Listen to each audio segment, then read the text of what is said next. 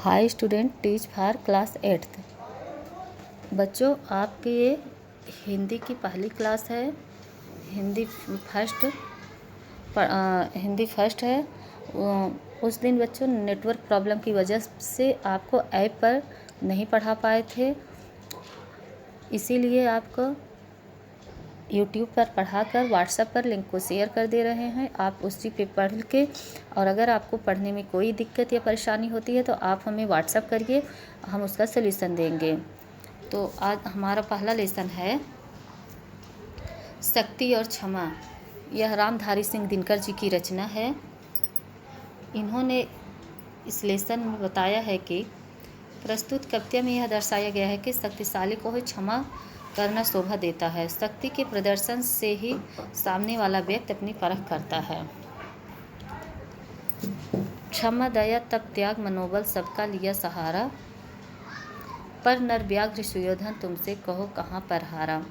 क्षमाशील हो रिप समक्ष तुम हुए विनित जितना ही, दुष्ट कौरवों ने तुमको कायर समझा उतना ही।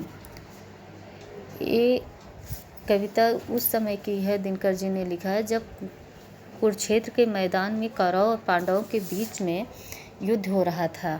तो वहाँ पर युधिष्ठिर जो है युद्ध नहीं करना चाहते थे, क्योंकि उन्हें अपने सब समक्ष उनके अपने परिवार दिखाई देते थे, अपने भाई बंधु दिखाई दे रहे थे, वो नहीं करना चाहते थे। लेकिन वहाँ पर भीष्म पितामह ने उन्हें समझाते हुए कहा कि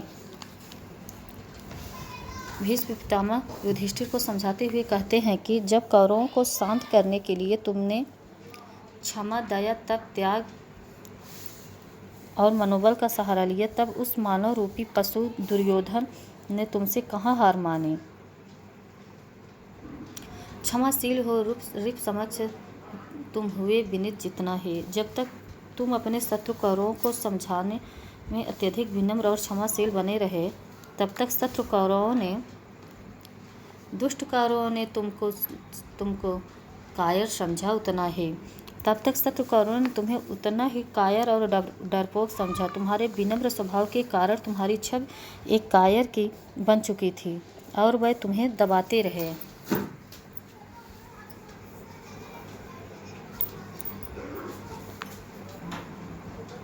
क्षमा शोभिती उस भुजंग को जिसके पास गरल हो, उसको क्या जो दंतहीन विष रहित विनीत सरल हो।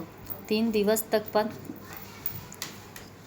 क्षमा शोभिती उस भुजंग को कह रहा है कि अत्याचार सहने का बुरा परिणाम यह होता है कि मानव विनम्र एवं कोमल होने के कारण अपने पौरुष को खो देता है, वह अपनी मर्दानगी का भय खो देता है। क्षमा उस सर्प को शोभा देती है। क्षमा शोभिती उस भुजंग को। क्षमा उस भुजंग का मतलब है सांप, सर्प। उस सांप को शोभा देती है जिसके पास गरल का मतलब होता है विष, जिसके पास विष हो। अर्थात उस क्षमा जो है उस विषैले सर्प को शोभा देती है, ना कि उसको क्या जो दंतहीन, वो नहीं जिसके पास जो दंतहीन हो, जिसके पास दांत ना हो और विष से रहित हो, जो विष से रहित हो, विनीत सरल। उसे सरल स्वभाव होने पर क्या फ़ायदा, क्या फ़र्क पड़ता है।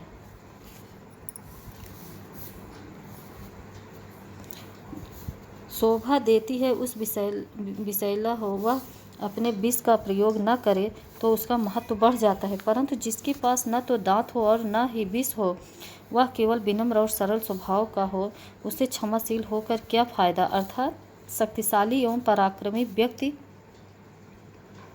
किसी को क्षमा करे तो उसकी शोभा बढ़ती है, परंतु जिसके पास शक्ति ही नहीं, वह किसी को क्या क्षमा करेगा, उसके क्षमा का कोई महत्व नहीं होता है।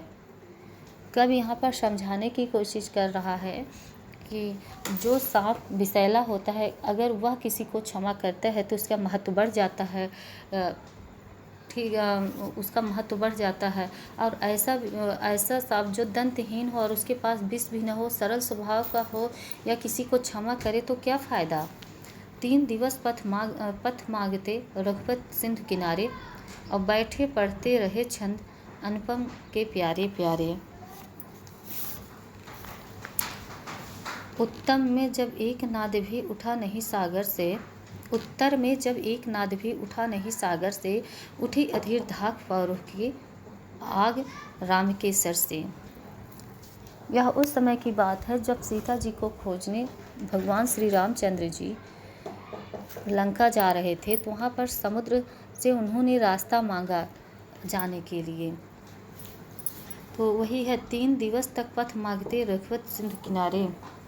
जब भगवान श्री रामचंद्र 3 दिन तक समुद्र के किनारे बैठकर समुद्र से अपने पैर, अपने और अपने सेना के लिए रास्ता मांगते रहे, उसको खुश करने के लिए मांगते रहे, बैठे रहे छंद अनुपम के प्यारे, बैठे पढ़ते रहे छंद अनुपम के प्यारे प्यारे, तारीफ में प्यारे प्यारे श्लोक गाते रहे।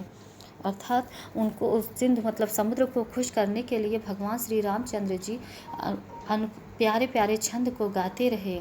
उत्तर में जब एक नाद भी उठा नहीं सागर से, अर्थात पूरे विनम्र भाव से उसकी विनती करते रहे, परंतु प्रत्युत्तर में समुद्र ने उनकी एक भी नहीं सुनी और सागर में से एक भी लहर नहीं उठी। उठी अधीर धाक पौरुष की आग रामकेसर से।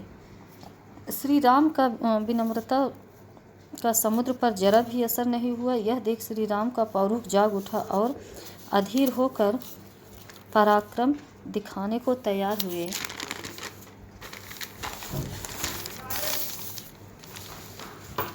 उनके अग्रबाण से पौरुष की ज्वाला धधकने लगी।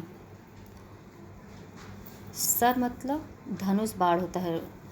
आग राम के सर से, उनके अग्रबाण से पौरुष की ज्वाला धधकने लगी। सिंधु देह घर त्राह त्राह करता आ गिरा चरण में, अचरण पूज दास्ता ग्रहण की बधा मूढ़ बंधन में। सच पूछो तो सर में ही बसती है दीप्त विनय की, असंधि वचन संपूज्य उसी का जिसमें शक्ति विजय की। कब यहाँ कहना चाहता है कि सिंधु देह धर त्राह त्राह, अर्थात भगवान श्री राम का रौद्र रूप और पराक्रम देखकर समुद्र भयभीत हो गया और शरीर धारण करके सिंधु देह धर त्राह त्राह, मतलब सागर जो है, समुद्र जो है, शरीर को धारण करके त्राह त्राह करता हुआ भगवान श्री राम जी के चरणों में आकर गिर पड़ा। चरण पूज दास्ता ग्रहण की गिर पड़ा, अपनी रक्षा के लिए श्री राम से भीख मांगने लगा। उसने श्री राम के चरणों की पूजा की, उनका दास बनना स्वीकार किया और वह नासमझ अज्ञानी सेतु बंधन में बधा मूढ़ बंधन में, वह अज्ञानी सेतु बंधन में बधा। सच पूछो तो सर में ही बसती है दीप्त विनय की। उसने श्री राम का सेवक बनना स्वीकार किया। भीष्म पितामह युधिष्ठिर को समझाते हुए कहते हैं कि विनम्रता की चमक सचमुच बाणों में ही बसती है। जिसमें विजय पाने की शक्ति होती है वही पूजा करने योग्य है। बसती है दीप्ति विनय की, विनम्रता की दीप्ति जो है, प्रकाश जो है, बाणों में ही बसती है। संधि वचन संपूज्य उसी का जिसमें शक्ति विजय की, जिसमें विजय पाने की शक्ति होती है वही पूजा करने योग्य है। वही मेल जोल की बातें और सुलह समझौते का प्रस्ताव करने योग्य होता है। सहनशीलता क्षमा दया को तभी पूजता जग है, बल का कार्य चमकता उसके पीछे सब जगमग है। अब कहना चाहता है कि इन पंक्तियों में कवि रामधारी सिंह दिनकर यह कहना चाहते हैं कि जिस मनुष्य के पास सहनशीलता, क्षमा, दया यह गुण है, उसे संसार तभी पूजता है जब वह व्यक्ति इन गुणों के साथ साथ पराक्रमी भी हो, क्योंकि कायर व्यक्ति में क्षमा करने का सामर्थ्य नहीं होता है। पराक्रमी व्यक्ति को ही सहनशीलता, क्षमा, दया यह गुण शोभा देते हैं। उसके शक्तिशाली दर्प से ही उसके शौर्य की चमक चारों ओर फैलती है। बल का कार्य चमकता उसके पीछे सब जगमग है। उसके शक्तिशाली दर्प से ही उसके शौर्य की चमक चारों ओर फैलती है। तो बच्चों, ये था आपका लेसन फर्स्ट जो कविता थी, इसको हम लोगों ने अच्छे से पढ़ा और समझा। अब इसका आप लोगों को जो इसका वर्ड मीनिंग है इसकी कॉपी आप लोग बनाते चलिए, क्योंकि ये दोबारा फिर से रिवीजन नहीं कराया जाएगा। आप इसके वर्ड मीनिंग को, आपके पास बुक है तो उसमें, नहीं तो वर्ड मीनिंग को कॉपी पे राइट करते चलिए। तो इसके एक्सरसाइज के साथ हम नेक्स्ट वीडियो में मिलेंगे। Thank you.